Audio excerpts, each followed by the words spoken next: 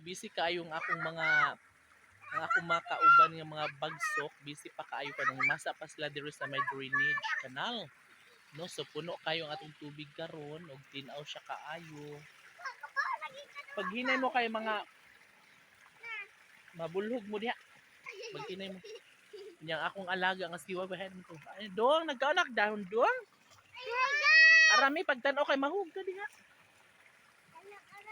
Ayo pagkiat. Sige na kay mga tunod ta sa unahan, arat na.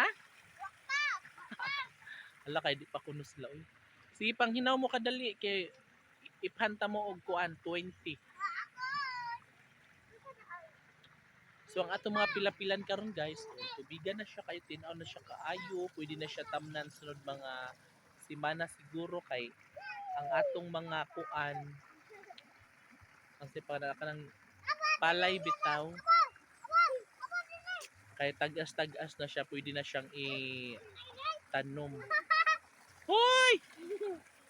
Unsa man na? Arami pagtarong.